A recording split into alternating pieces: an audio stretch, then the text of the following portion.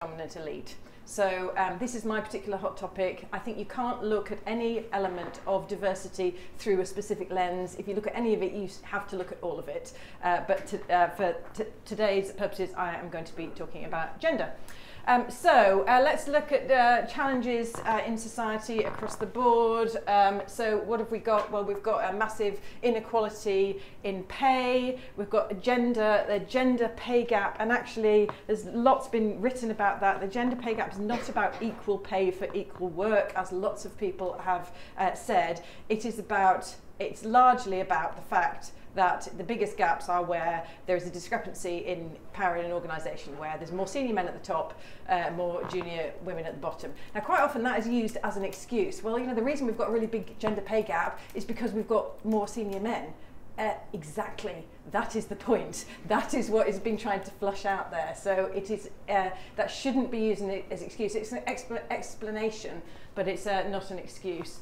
But it's great to have the numbers out there, because what it means is that once it's public, then you can start working on it, and everybody can see it, and you can set targets.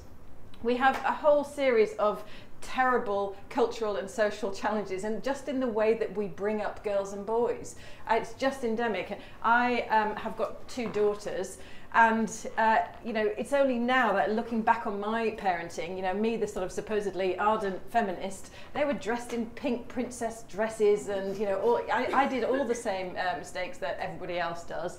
And you can see, you know, there's been quite a furore, hasn't there, about sort of kids' clothing and the genderization of that, and how damaging that is, because it instills the idea of what the expectations are for girls at a very early level and what the expectations are for boys, and this thing just seeps into the culture. And then you have this ridiculous situation, and sorry about not using one of your titles, but it's, you know, you have, he says something like this and totally acknowledges this behaviour, and then he's not punished for it. He's rewarded with the most powerful position in the entire world. So it's quite hard to sort of pursue any kind of an equality mission when you've got a symbol like that running the free world. We've also got some hideous challenges in our industry. I don't know if you're familiar with the Time 2 initiative. Did you communicate it? Anybody fill out the Time 2 survey that went out? Maybe not.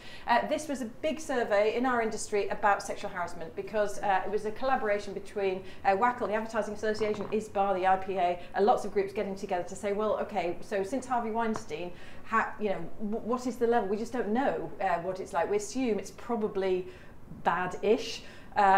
Historically, it definitely would have been bad, but how bad is it now? And there's a new, it's worth you looking at it, because there's a new code that has been developed as well, which is, okay, it's an easy thing for companies to, well, it's already written down, you can take it and have a look at it and hopefully implement it. But some of the findings were that 1 in 4, it was thousands of people were surveyed, I think more than 6,000. 1 in 4 people had experienced sexual harassment. 30% of people had witnessed it.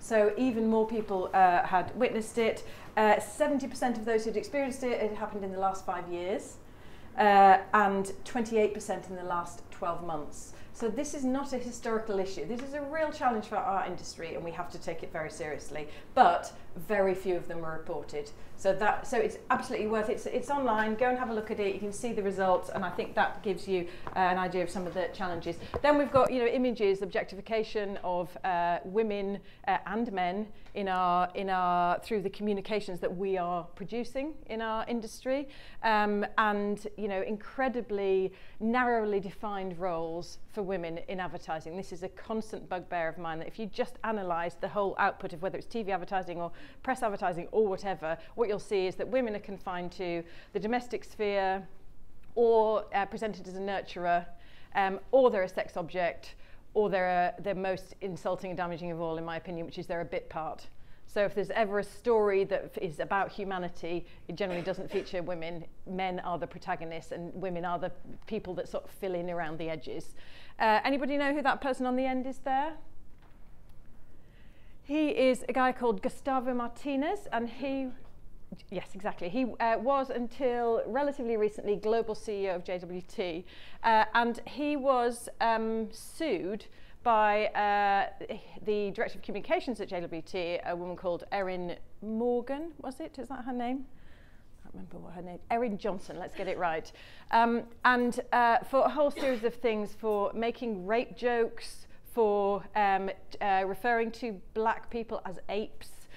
He said that he was moving out of Westchester because there were too many Jews there, and he said that to the editor of American Campaign. So, you know, this was totally well publicised, appalling, atrocious litany of awful behaviour. And so she warned him and warned him and warned him, and eventually just said, right, I'm resigning, I cannot cope with this anymore, nobody's doing anything about this. So what then happened was the WPP wagon circled, and the whole machine fired into gear to protect him. So she was completely vilified, you know, the classic thing that happens to whistleblowers everywhere. And eventually the heat was such, because it was undeniable what he'd done it on video in public and to the editor of US Campaign. Eventually he resigned. And then WPP just quietly found him a job in Spain. So they appointed him as the, you know, running WPP operations in Spain. And it was really only when Martin Sorrell moved on, I think Mark Reed was finally in charge, that the whole thing was settled. But it's that sort of level of, well, it's not really a serious crime, we protect the people in power. It was really, really disgraceful, but that was happening in our industry. Okay, just having a look at, going back to senior women. So there aren't enough women on board. Some of you will be familiar with the 30% club, the 30% initiative, and the Davis report. This was all about trying to get more senior, a better representation of women on FTSE 100, 250 boards. And the reason, anybody know why they set 30% as the target? Anybody got any idea about that? It's because 30% is the number at which critical mass occurs in a group setting. So if you can have 30% of anything, it becomes normal. It's not tokenistic anymore, it's not a minority. It's enough critical mass that it can make a difference and be normalised. And that's why they set it at 30%, not because 30% should be the total number, it should be 50-50. But they've more or less reached that now, just about, you know, by the skin of its teeth, I think. On FTSE 100 boards, there are now 30% of women, largely made up of non-exec directors. I think the exec directors have moved up from about 6% to about 10%, so much slower there. And they recently did a survey, the Hampton Alexander Review, which is the successor to the Davis report, asking CEOs of FTSE 350 companies why they haven't got a woman or more women on their board. And these were some of the answers they gave. They are absolutely pitiful. It is pathetic, some of these. All the good women have already been snapped up. Well, all of them, every single one. There isn't a single woman that you could find. Most women don't want the hassle or pressure of sitting on a board. Yeah, that's absolutely right, isn't it? Have you asked them? I don't think women fit comfortably into the board environment. Oh my God, my other board colleagues wouldn't want to appoint a woman on the board. So it's not, you think, well, they might think that, but the fact that they would say that to somebody doing a piece of research is just absolutely extraordinary. I think gives you an idea of the scale of the problem. So I thought, so this is clearly a challenge. Let's have a look at your board. So this is the REACH board. Obviously, I'm sure you have different levels below. So you are on 25% women, and I believe that they are the 2 women are non-exec directors. So there's 0%. I mean, there's only 3 exec directors, but there are no women in that number. So it's 25%. 2 exec directors. What did I say? Sorry. 3. There's only 2 exec directors. Oh, sorry. I thought all of these. There's only 2, yes. So that's something of a challenge to get. Yeah, yes, 30% would be hard. But you know, it's currently 25%. That's what the data says. Now, why is this even a problem? So you know. We should surely, don't we just appoint the best people for the job? And if those best people happen to be men, why is that even an issue? Well, it is an issue because you get a skewed version of the norm if you have a restricted if you don't have enough diversity in the group that you're looking at. And then, so I'm going to tell the story now at Lloyd's expense. Sorry about this, Lloyd. But just wanted to prepare you. It's not too brutal. But so this is what happens when you get a slightly skewed version. So recently, we had a WACL dinner. And Lloyd came along as a guest. And the speaker was Dame Stephanie Shirley, who is an incredible woman. She is an octogenarian digital entrepreneur. So she's in her 80s, and she was a tech entrepreneur long before it was even thought of. She's an amazing woman. It was a totally inspiring speech, and all sorts of questions and thoughts about how to get she's a feminist, getting more women in power. And Lloyd asked a very sensible, provocative question about politicians. Female politicians, and I think the point he's trying to make was about the fact that we've really ever had 2 female prime ministers. Where is the pipeline? Politics is worst of all. It was entirely sensible question. But what he actually said, and I spoke to him afterwards as to why, it was entirely well-intentioned, but he said, so what's going on with the pipeline? You've only ever had 2 female prime ministers, and let's face it, neither of them have been very nice. And the reaction around the room was, there was probably about 60% women in the room.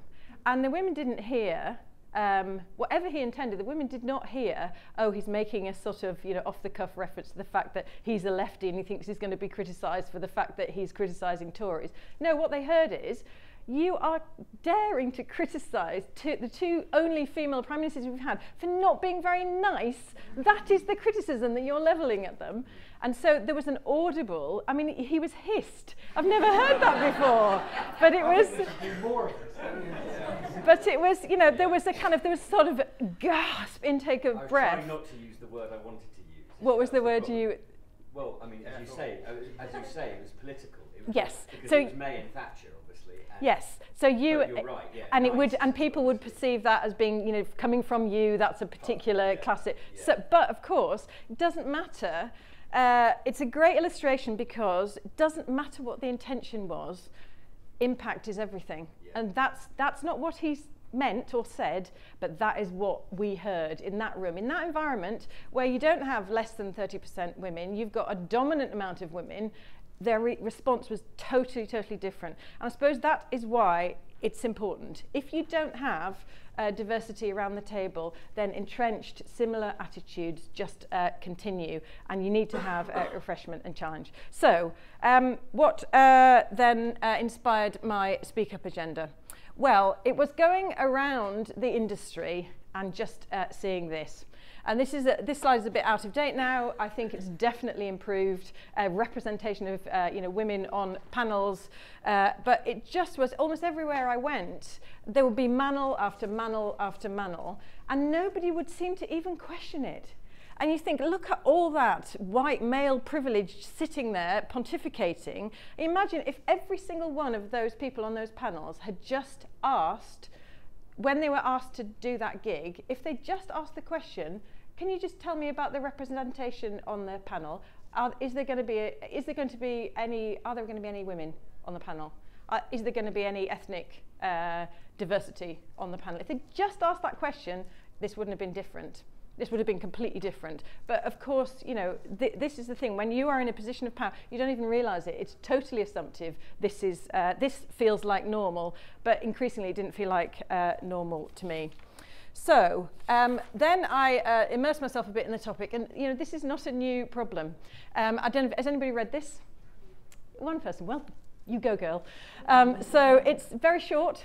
It's very easy to read. It's 2 essays, Women in Power and the Public Voice of Women, which is the important thing. And what it basically says is women's voices, since the ancient Greeks and probably earlier, women speaking in public has been seen as an incredibly threatening thing. And they have been silenced, they have been vilified, they have been threatened. And funnily enough, and Mary Beard was sharing her own experience of that. When she says something publicly that people don't like, they don't just say, I disagree with you. They say, you're an ugly old fucking hag, you should be raped. It's pretty extreme stuff. And so where does that level of anger come from? And what she argues is it's very, very deeply rooted historically and takes a long time to shift. So what that affects is whether women are going to be asked to speak in public, and also women's reaction if they are asked to speak in public. You know, you have a reluctance to do it, a fear, a lack of confidence in doing it. So my agenda at WACL was all about it's vital to speak up for better representation in our industry, for improvement, for better creativity, for more fun, for every possible point of view. And there are 3 elements to it, which is first off, women need to do it, particularly senior women. You need to, if you are asked to speak on a panel, if you are asked to write an article, you need to say yes. Please try and say yes. Even if you've got a million things, other things to do, it is really helpful to other women. It is your duty to say yes. There's good reasons why we don't. There's that lack of confidence. There's also, because quite often women are taking the lion's share of the trying to hold down a serious, you know, big fat job, and they're probably taking the lion's share of the domestic tasks as well. And so they're thinking, right, okay, I can just about keep these 2 things, you know, ticking along together, but I can't do any of that extra stuff. That is just not possible. So I'm going to have to say no. So we owe it. You know, you can only be it if you see it. You know, we owe it to other women. Secondly, speak up to challenge and change. We all need to get better at surfacing this and being able to have a constructive discussion about it. It's only if you challenge it, and you don't have to do it in an aggressive, humiliating way. There's always good reasons. You know, people are generally well-meaning. They're not trying to hurt you or exclude you, but that is, you know, that is what can happen. So you need to call it out when you see it. If people are doing something that you feel uncomfortable about, have a conversation about it, you need to do it. And this is true for men too. This is not just women's job to call it out. It's a shared responsibility. We all need to do it. And thirdly, the thing which we forget to do quite a lot is speak up to celebrate and praise, which is there's some great initiatives going on. We can only make change in partnership with men in the industry. There's some great initiatives going on, so let us you know, celebrate those and give praise where praise is due.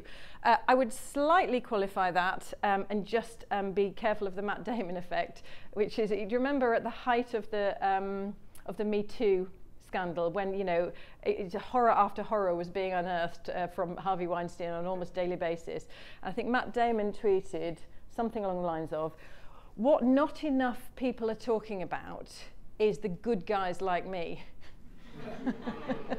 And I think, and he was feeling quite rightly, you know, please do not tar all men with this brush. Just because he's an evil monster, we are not all evil monsters. And that is what it started to feel like, was that the sort of, you know, men were the enemy and all men are rapists, and, you know, that is what he was trying to say. But of course, what everyone heard was, well, there's not enough attention on me. You know, I'm a really good guy. Why aren't more people talking about that? So, you know, that is another. So just be slightly cautious of the Matt Damon effect. But I think we do need to do more of you know, celebrating progress. So I thought I'd just finish off quickly, because you get quite a lot of pushback when you're trying to you know, argue for a different way of doing things and a different approach. These are the kind of things that come up. So I'd like to make this an interactive session. Please don't be shy. I just would like you to suggest if there are any challenges in any of these statements. So first up, we can't positively discriminate. Is there anything wrong with that? That feels like that's a sensible thing to say, doesn't it? Which is, we can't. It's illegal to positively discriminate. Anybody see any issues with that? Is it illegal? Yes, because it's in the Equalities Act. You can't. You're not allowed to discriminate on any basis. But we're positively discriminating at the moment, aren't we? So unless you accept that men are better than women in 70% of cases, do we accept that? Hopefully not. Then, you know, that's what we're doing at the moment. So yes, obviously, but you know, it's illegal to positively discriminate, but there is some rebalancing to do because we are positively discriminating at the moment. Next up, we must keep the quality up. Anything wrong with that? It's extremely insulting. Of course, you know, it's a business, it's an organisation. We want the best people to do those jobs. It's a total truism and a platitude to say that. And what it's suggesting is that if you are going to appoint a woman or a person of colour or an older person, they'll be shit. That's what that statement is saying. Oh, but we've got to keep the quality high. That means, well, all those people are not going to be very good, are they? Those two things do not go together. Do not assume just because you're appointing, looking for those people, they're going to be rubbish. All appointments are made on merit. Anything, anybody can see anything with that statement? That's sensible. Those appointments are made on all sorts of various sorts of emotional issues rather than pure merit. Exactly. Because merit is in the eye of the merit giver. So merit is not this objective, impartial thing. Its merit is whoever is, has the power to decide on merit.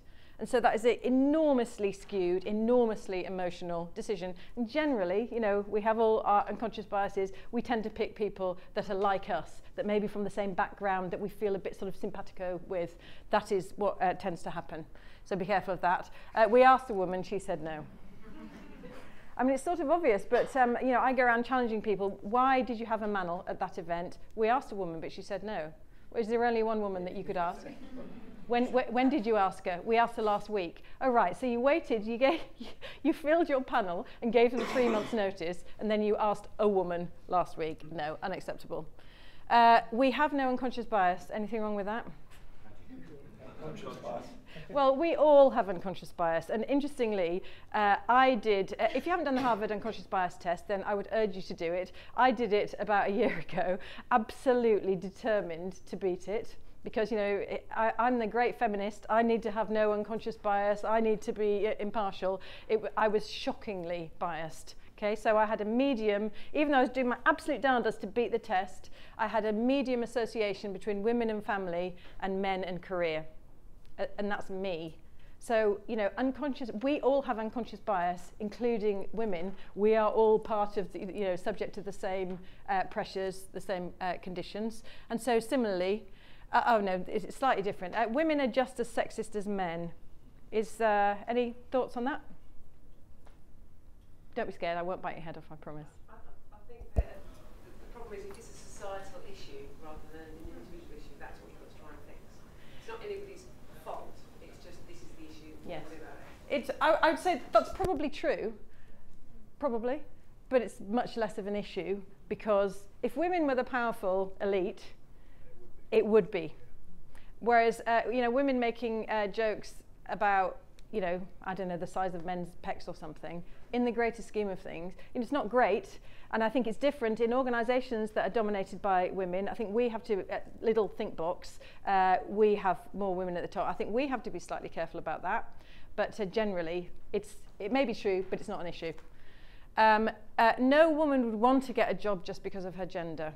Nobody wants tokenism, do they? Any issues on that? Job that you want, though, like when I got the job here, I wasn't like, if you're getting a job, it's because you think if you've gone for it, because you think you're worthy of it. Well, exactly right. And also, it's hugely assumptive, isn't it? So, saying, well, we can't possibly just appoint women because of their gender. Well, like that's going to happen. But still, it's assuming, well, no, women want to get great opportunities. So, don't just, put words in their mouth. Don't, say stupid platitudes like this, please. Next up, it's only banter. Is that something you hear? Yeah. It is never only banter. Never. If you're making a joke at somebody else's expense, and that somebody is lower down the power hierarchy than you, it is not banter.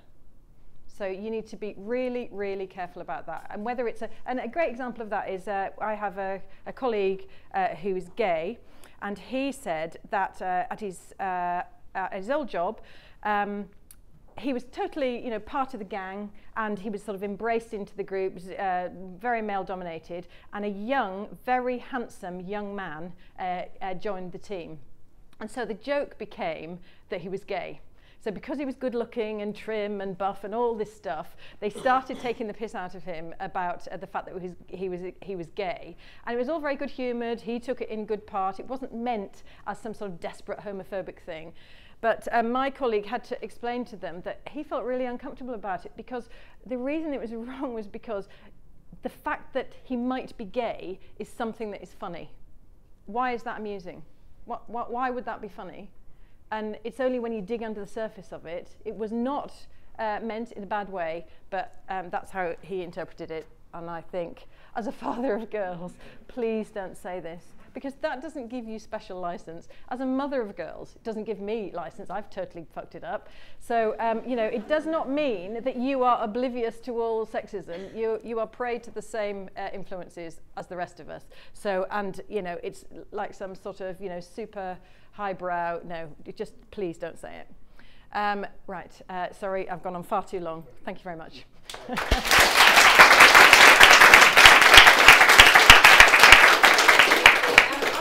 Questions from the floor before I go to the list that we've been sent in? So Lindsey, first up then, thank you. You're right, we haven't got 30% here yet, not at the senior levels. What do we do collectively to try and change the cultural things that you touched on without people saying, oh, you just don't get the joke, you haven't got a sense of humour? I think it's a really good idea if you are more senior, more powerful, a manager or a director, you need to take your responsibilities seriously. And the best way to do that is to try and put yourself in the shoes of other people, which is try and walk in their shoes. And it is hard. So unless you, you know, if you're only associating with people like you, it's not going to happen. There's a fantastic course that I would totally recommend that Fearless Futures run. So I recommended it to Justin Tyndall. He's the Executive Creative Director of M&C Saatchi. And do you remember a while ago there was that whole scandal because he had that article and he said he was bored of diversity being prioritised over talent. And he was absolutely, totally vilified. And I knew him. I know that, you know, he's not some, you know, evil, sexist bastard. He just said a stupid thing, and in the days of social media, that was, you know, he was just completely sort of excoriated. So I recommend it, and he said it was, to say that it was life-changing was a total understatement. And he said it's the most brilliant course. So I think that would be good. But I think also we need to surface these issues and find comfortable ways of being able to challenge and say, oh, I'm interested that you think that was funny, or that you know, my interpretation of that was slightly different. I think just, you know, talking about it more. I know how much this stuff is talked about. How much do you challenge each other on the banter? Who dictates the banter? Usually it's the people at the top. And there's lots written about, we talked a bit about women speaking up and going on panels. I've read recently about women not asking for promotions or pay rises as much as men. Have you got any advice for us about that? I think we have to learn from men. I think it's something that men do really well. They are great marketers of themselves. Generally. Now this is obviously, it's a, you know, not every man in every situation, but it's a really positive thing, you know, to present your best face to the world and be confident about, you know, your skills and abilities, you know, sometimes before the point that you are ready for a promotion. But women do the opposite. Sheryl Sandberg talks about something called tiara syndrome, and says generally what women would do, what they prefer to do, is because you're brought up as a girl not to, you know, stick your neck out, that it is rude and arrogant to, you know, sort of boast about things, that actually if you just work hard, then good things will come your way. That's generally not what happens in business. But she talks about tiara syndrome, which is women want to sit around working really hard, waiting to be noticed so that someone will come and put a tiara on their head. And actually, the world just doesn't work like that. You need to be you know, confident about, and it's not about boasting and claiming stuff that you haven't done, but you probably should be a lot more confident about the contribution that you have made to projects, and therefore, you know, asking, what's the worst that can happen if you ask for something? Is that somebody says no? Is that some terrible, terrible thing? Have you got any advice for us as a Women Together network about how we engage men in this conversation more? So as you can see, it's 80% women here today, maybe more even. How do we try and get this on everyone's agenda? That is a great question, and I think for diversity generally, if you go to the events, if you go to the sessions, I've been at so many events where I'll be the next speaker up on the diversity panel, whatever it is. We go and sit on the panel and literally 2/3 of the audience just leaves the room. And the people staying are the women, the people of colour, you know, they're just people who are naturally interested in this topic anyway. So I honestly don't know what the answer is to that. Generally, people will take their indication of what is important when they hear it from the top. You know, leadership is incredibly important. If it's important to the leadership, it becomes important to the organisation. So it's brilliant that some of you are here today. I, you know, totally applaud that. It's fantastic. So I think, you know, it has to come from the top. I'll add to that point. I think the fear is a big element of this. I mean, you referenced Lloyd. When you're hissed and you make a statement where you get wrong, horrendous, then isn't it does it? lead to that sense of retreating from as a male. You retreat from this conversation because there's a fear. You talked about your friend at MNC Sartre, excoriated on social media. So there is a real concern, and you did touch on it a little bit. This conversation needs to be together rather than apart. I think you're completely right, and I've heard that from a number of men, even in our own little organisation. Sometimes he says, I am not going to say anything because I'm scared of saying the wrong thing. And I heard of an organisation yesterday that says what they do is they have a sort of safe space, which sounds very wanky, doesn't it? But they have a sort of amnesty inside. You know, once you get together in that forum, there is nothing that you can say that is unacceptable. So, because you've got to be able to explore difficult topics and surface issues and things and problems that you might want to say. So I think you have to say, okay, in this space, you can say whatever you like and you're not going to be attacked by it. And I think there needs to be a group commitment that happens, because if we just get to a point where we silence men, you know, in this kind of forum, it will be a disaster. Nothing will change. So that's a really important point. Any last questions? Is the tricky bit, without sounding a bit defeatist, isn't the tricky bit that within a business, nothing is ever going to change unless there is a business imperative to it? Well, do you not have a business imperative? Well, I don't know, but I think that's what we have to drill into. Until there's like a pound sign attached to it, I don't know whether we'll ever get. But you think, well, is your business booming to the extent that you can afford to be complacent about the status quo? There's also evidence that businesses that are more diverse have performed better than businesses that aren't. There is hard evidence of that. Yeah. It just is. It's a fact. Yeah. But of course, that's, you know, we all know that, and yet it is hard to make changes. You've got a price next to it. That's Yeah. And I think It has been done. Yeah, I don't know whether people believe. I know. I'm sure people don't I asked believe that it. question sort of. Yeah. I think it's very difficult in people's minds until there is a number next to it. Like X% more successful. We're going to earn an extra £3 million this year by having a. It wouldn't be difficult to do that because there's quite a lot of work spent. Well, McKinsey did I think it's McKinsey that did the report on that, so that's worth digging into. And even if you just set up some basic KPIs that, I don't know, if we do this, we assume that this will come, or identify the areas where the extra money is going to come from. We've got a question there. Rupert. Are you good first? I was excited. Yeah. Are we in a safe space here? Because I was worrying about us asking this question. No, you're totally in a safe space. I will not hiss you. You might get hissed. Okay. Well, although it is on YouTube. It doesn't I matter. think, I mean, I've been involved in mentoring quite a lot of women, and this comment did not come from somebody like Zoe, who I've been sort of partly mentoring. Is that I have had women say to me that the biggest problem is other senior women more than men. Okay. Is that true?